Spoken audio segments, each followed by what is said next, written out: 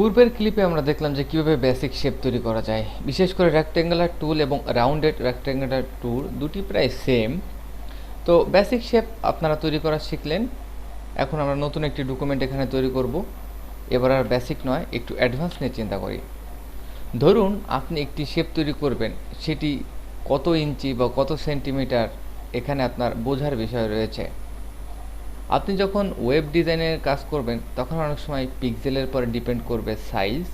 আবার যখন প্রিন্টের জন্য কাজ করবেন তখন কিন্তু অবশ্যই আপনার এমন একটা পরিমাপকে ফলো করতে হবে যেটি প্রিন্টের উপযোগী হয়ে ওঠে। তো এখানে জাস্ট ক্লিক করার পর আমরা দেখছি পিটি।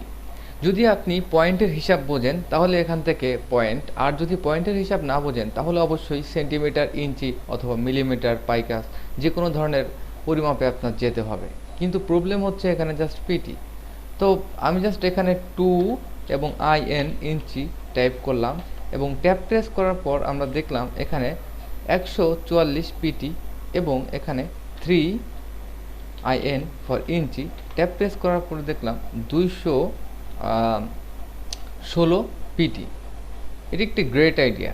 তো আপনি এখানে জাস্ট ওকে প্রেস করলেন, তাহলে এখানে দেখলেন 2/3 ইঞ্চির একটি রেক্টেঙ্গুলার শেপ অঙ্কন হয়েছে। এখান থেকে সোর্স লাইব্রেরি থেকে যে কোনো একটি কালারকে আপনি জাস্ট সিলেক্ট করবেন আপনার ফিল কালার হিসেবে এবং এখানে স্টক কালার আমরা জাস্ট নন করে দিলাম। তো সবথেকে মজার আরও একটি ব্যাপার আছে যে আপনি যদি সবসময় ইঞ্চি নিয়ে কাজ করেন, প্রিন্টের কাজ করেন, তখন কিন্তু এ ধরনের ট্যাব প্রেস করে করে বারবার দেখার আপনার কোনো দরকার নেই। আপনি প্রথমবারই সিম্পলি সিলেক্ট করে দিতে পারেন। সেই ক্ষেত্রে আপনার এডিট এবং এখান থেকে কিবোর্ড এখান থেকে প্রিফারেন্স সেটিং এবং এখান থেকে আপনি আপনার ইউনিটে গিয়ে দেখবেন যে জেনারেলি এখানে পয়েন্ট সিলেক্ট রয়েছে। আপনি পয়েন্ট থেকে যদি এখানে জাস্ট এখান থেকে ইঞ্চি সিলেক্ট করেন এবং ওকে প্রেস করেন, পরবর্তীতে একটি শেপ এখানে ক্লিক করার পর আপনি দেখতে পাচ্ছেন 2/3 ইঞ্চি। যে কোনো সময় আপনি আপনার ডিসিশনকে পরিবর্তন করতে পারেন। তবে এখানে আমরা কেন পয়েন্ট দিয়ে থাকি, কারণ অনেক সময় পয়েন্ট দিয়ে কাজ করলে আমরা খুব অল্প ভ্যালু নিয়ে কাজ করতে পারি। ধরুন আপনি এখানে যদি 1 ইঞ্চি দেন এবং এখানে যদি 1 ইঞ্চি দেন এবং ওকে প্রেস করেন, তাহলে আমরা দেখতে পাচ্ছি যে 1 ইঞ্চি বাই 1 ইঞ্চি একটি বক্স তৈরি হয়েছে। কিন্তু আপনি যখন এর থেকে ছোট বক্স তৈরি করতে আগ্রহী তখন কিন্তু পয়েন্ট হলে একটু সুবিধা হবে। যেমন খেয়াল করুন, এখান থেকে জেনারেল এবং আমরা এখান থেকে ইউনিট, পয়েন্ট এবং ওকে। এরপর আপনি ক্লিক করে দেখেন 72 পিটি।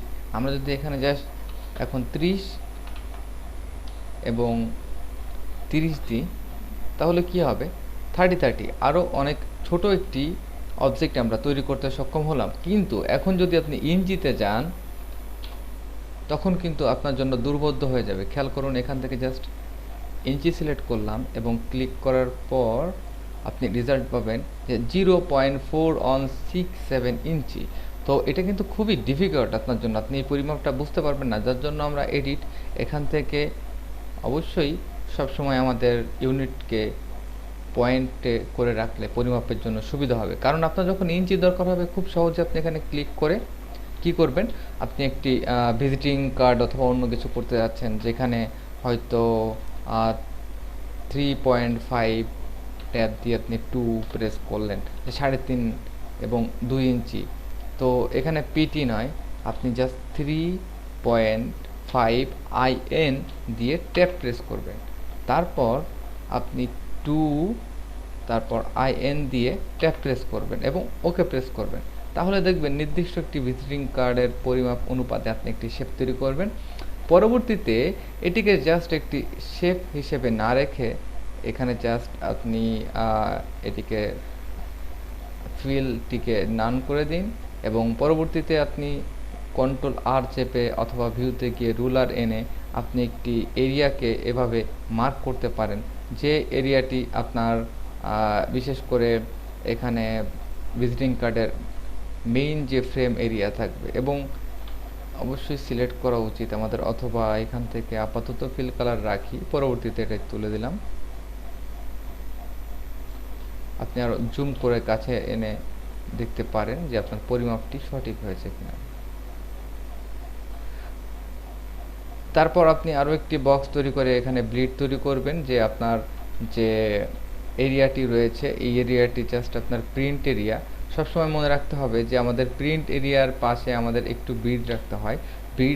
ব্লিড যদি আপনি রাখেন তাহলে কি সুবিধা পাবেন, যে আপনি যদি পরবর্তীতে এটি প্রিন্টে কোনো ধরনের ক্রপ এরিয়া বা কোনো সমস্যা হয়, এই এরিয়ার মধ্য দিয়ে আপনি এটিকে মেকআপ করতে পারেন। এটি হচ্ছে শেপ তৈরি করতে হলে আপনার জানতে হবে যে পরিমাপটি অনেক সুষ্ঠু এবং সুন্দরভাবে করার জন্য আপনার সবসময় ক্যালকুলেশন করতে হবে এখানে, যে ইউনিট এখানে জেনারেল দিব নাকি ইঞ্চি, মিলিমিটার, সেন্টিমিটার এবং পিক্সেলের ব্যাপারটা হয়তো সবাই কম বেশি ফটোশপ থেকে জেনে নিয়েছেন, তবে ইঞ্চি, মিলিমিটার এবং পাইকাস পয়েন্টের পরিমাপটা একটু ভালো করে জানতে হবে যখন আপনি ইলাস্ট্রেটরে কাজ করবেন।